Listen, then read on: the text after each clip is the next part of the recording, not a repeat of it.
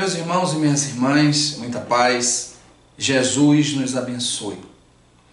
Hoje vamos conversar um pouco de um tema muito polêmico dentro da fenomenologia espírita, dentro de nossas reuniões mediúnicas e no processo de educação da mediunidade. Hoje vamos falar um pouco sobre mediunidade e animismo.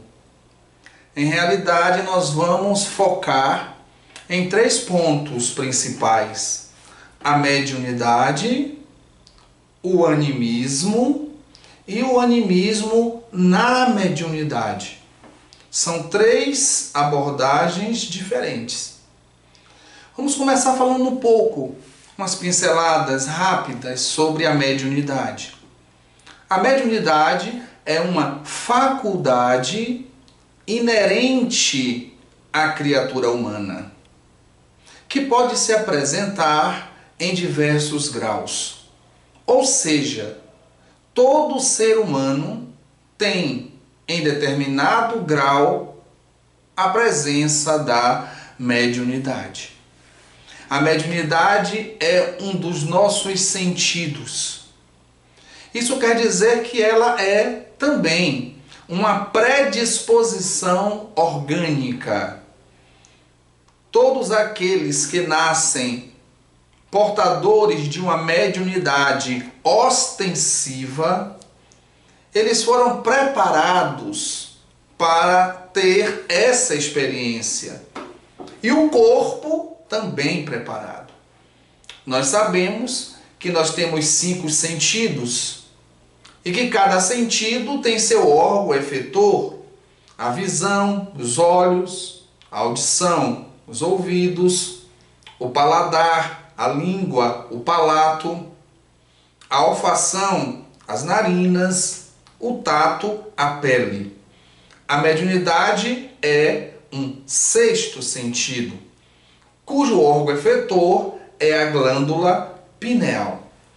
Os 5 sentidos que nós temos físicos, eles têm em comum a missão de nos conectar com o mundo exterior, com o mundo de relação.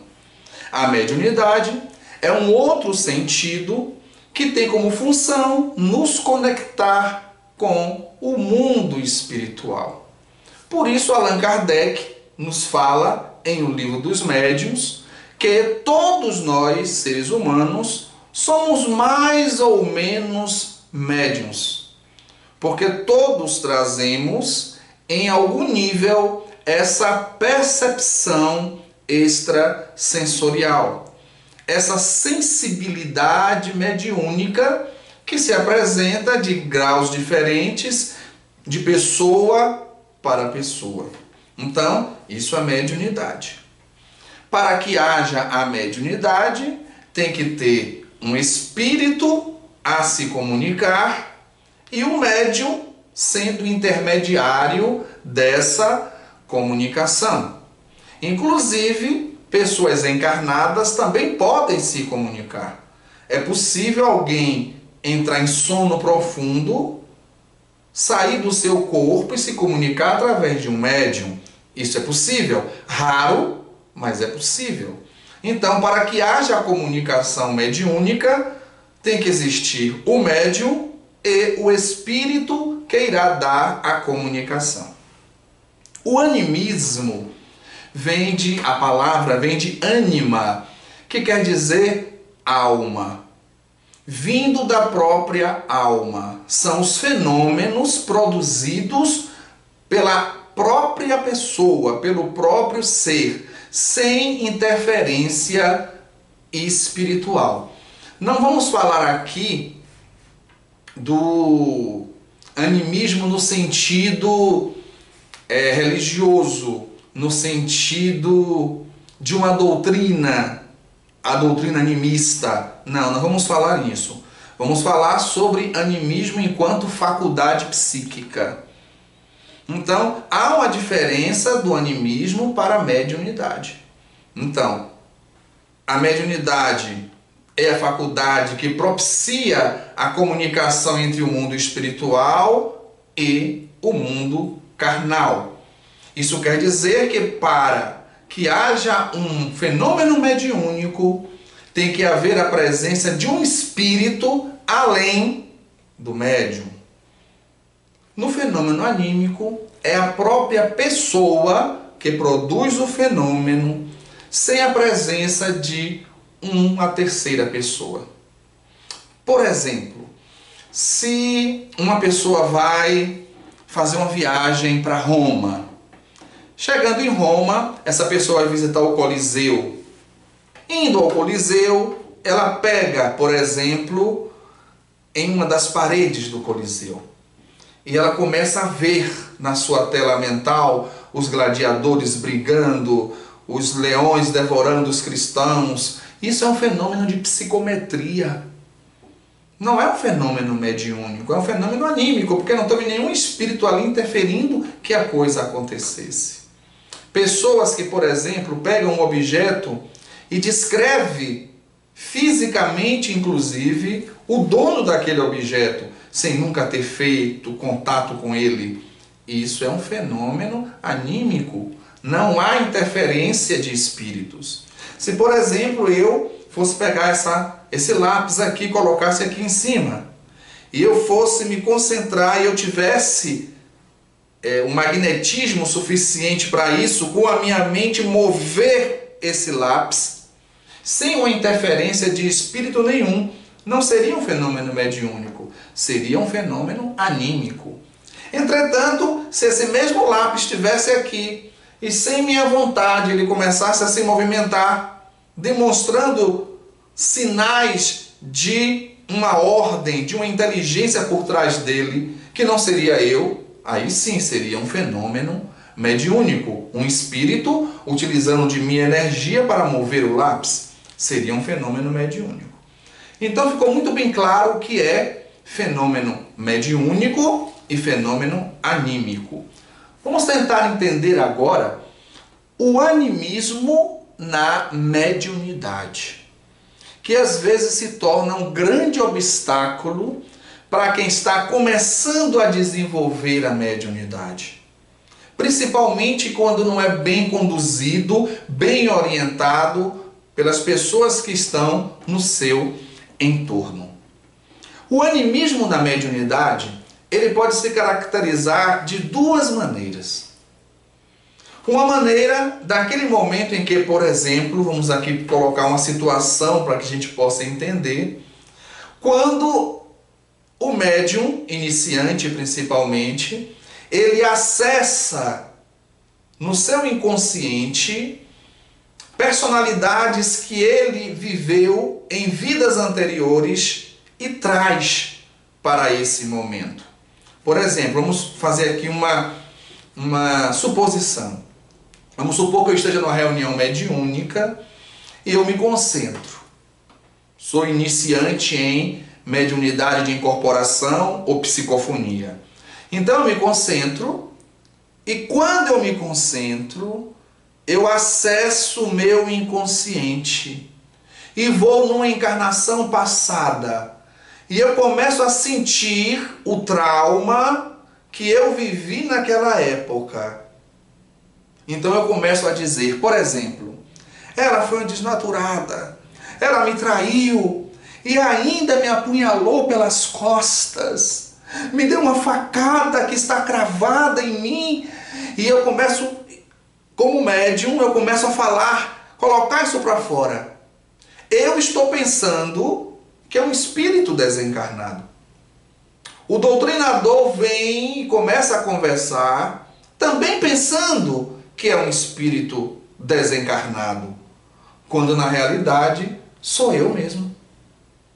Mas eu, não agora, Cláudia Manuel, eu, uma personalidade que eu vivi em outras vidas, que aquele trauma gerou um nó, que aquele trauma gerou um estrago em mim em vida passada.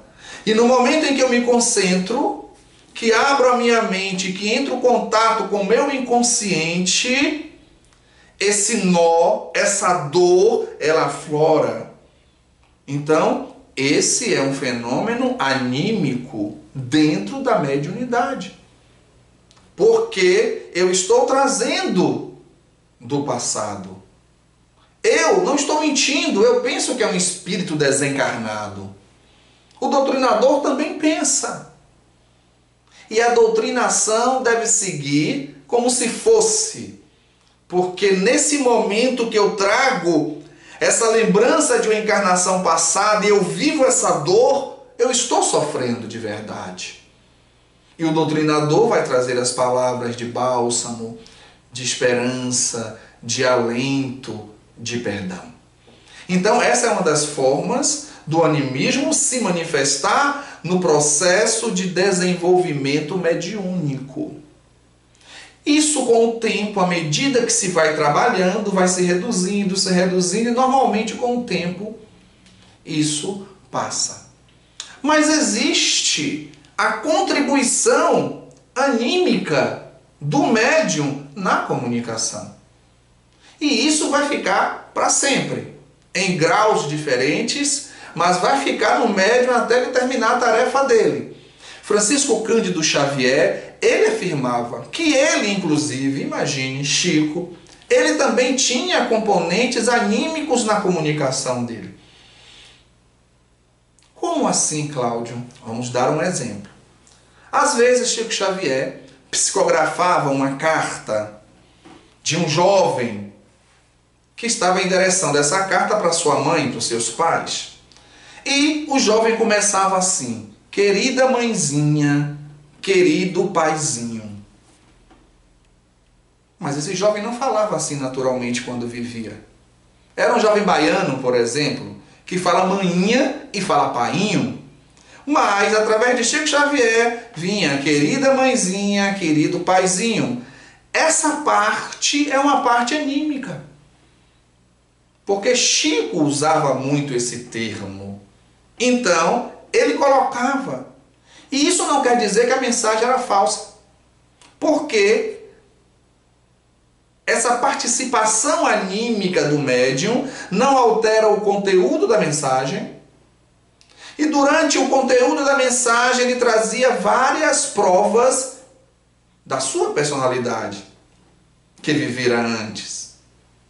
Ele trazia várias provas da autenticidade da sua pessoa diante dos familiares. Ele trazia provas: meu avô que me recebeu, meu avô fulano de tal, minha avó fulano de tal. Estou com minha tia fulana, a morte não foi assim, foi desse jeito. Lembra, mãe, que eu falei à senhora antes de sair de casa? Então ele vai trazendo provas. Mas naquele iniciozinho, minha querida mãezinha, meu querido paizinho, foi a contribuição anímica. Então muitas palavras que o médium usa, muitas vezes na comunicação mediúnica essas palavras saem com mais frequência. Por quê? Porque o espírito que se comunica vai se utilizar dos conteúdos que o médium tem, do vocabulário que o médium está acostumado a usar e trazer. Isso é um componente anímico na mediunidade. Chico Xavier dizia que normalmente quando o médium inicia a sua tarefa, ele tem 70% de componente anímico e 30% é o espírito que está dizendo. Que a tarefa do médium é inverter esse quadro. É chegar ao ponto da comunicação ser 70% o que o espírito está dizendo e 30% as palavras e os conteúdos do médium. Porque é uma mente conectada a outra mente. É a mesma coisa que 3 pessoas assistirem o mesmo acidente e cada uma vai narrar de uma forma diferente, pintando com as suas cores, com o seu modo de ser. Vai falar sobre o mesmo acidente, mas de formas diferentes. Na mediunidade, isso é o fenômeno anímico dentro da mediunidade. Ficou claro, meus irmãos e minhas irmãs? Então nós temos a mediunidade. Para que o fenômeno seja mediúnico, tem que existir a inteligência extracorpórea. agindo sobre o médium. Tem que haver um espírito além do próprio médium para que seja comunicação mediúnica. Seja esse espírito desencarnado ou às vezes encarnado, mas acontece raramente. No fenômeno anímico, o fenômeno é praticado, é realizado pela própria pessoa. Ela tem essa capacidade psíquica de realizar um fenômeno, como aquele que nós falamos da psicometria, por exemplo. E o animismo dentro da mediunidade é por essas duas vertentes. Ou o aflorar de vidas passadas, que com o tempo vai reduzindo à medida da prática mediúnica, ou a participação do médium com seus conteúdos, que é natural. É natural, e a tendência é cada vez mais o espírito comunicante tomar conta da comunicação e o médium se apassivar. Esse é o objetivo. É importante dizer, meus irmãos e minhas irmãs, que o animismo não é embuste. O animismo não é charlatanismo. Porque tanto o embuste quanto o charlatanismo, tanto o embusteiro como o charlatão, eles são falsos. Eles utilizam de ideia premeditada. Eles querem enrolar, iludir, ludibriar as pessoas. São essas pessoas que fingem ser mediunidade, ter mediunidade, serem médiuns. Essas pessoas que fingem fenômenos, criam para enganar os outros. Então, o animismo não é embuste, o animismo não é charlatanismo. O animismo também não é mistificação. Não é um espírito fingindo ser quem não é durante a comunicação. Não. O animismo é, quando ele é animismo puro, é a expressão de uma força psíquica, de uma capacidade psíquica da pessoa. E o animismo dentro da mediunidade faz parte, seja no início do desenvolvimento, trazendo encarnações passadas para trazer a sua história, ou na participação dos médiuns nos conteúdos, como nós falamos anteriormente. O triste, meus irmãos, é que às vezes dirigentes espíritas que não estão ainda aprofundados no assunto chegam para esses médiuns e dizem: olha, você está com animismo e não dá certo não. E termina afastando trabalhadores que seriam valorosos, trabalhadores que seriam importantes colaboradores na seara espírita, e muitas vezes se afastam porque são taxados de médiuns anímicos, são execrados. Não, ele tem animismo, quando na realidade essa é uma postura equivocada. A postura acertada é acolher esses companheiros e conduzir. Eu sempre trago uma analogia em relação ao animismo, principalmente aquele que as pessoas, os médiuns, trazem experiências de vidas passadas, que é o exemplo da torneira. Como assim, Cláudio? A função da torneira é o quê? Trazer para a gente água. É o veículo da água para a nossa casa. Vocês lembram quando ocorre, por algum motivo, um tubo estoura na rua e aí falta água? Quando a água retorna, que nós abrimos a torneira, que cor sai a água? Barrenta, não é? Sai amarelada do barro de lá, do lugar que estourou o tubo, não é verdade? E o que a gente faz? A gente fecha a torneira? Não.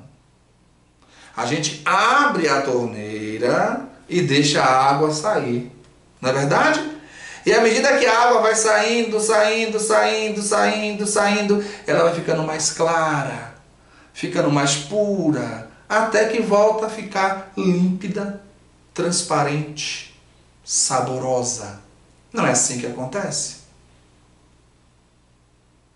Fechar a torneira seria a postura daqueles dirigentes que não dão oportunidade a esses médiuns. E dizem, seu componente é anímico demais, você é médium, você está com animismo. E a pessoa termina se afastando. Abrir a torneira é a postura dos dirigentes sábios, dos dirigentes conscientes, que têm bom senso, estudiosos, que como a torneira, a água vai saindo, saindo, saindo, até ficar límpida.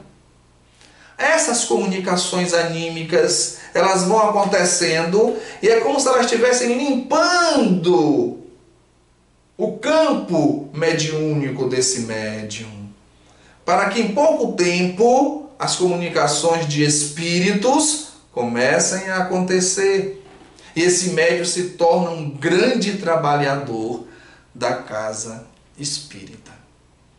O animismo não deve ser, em hipótese alguma, obstáculo na tarefa mediúnica.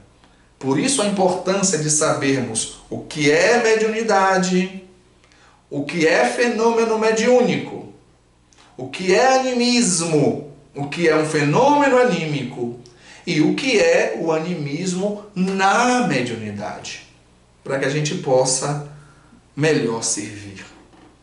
Que Jesus nos abençoe. Até o nosso próximo vídeo. Muita paz.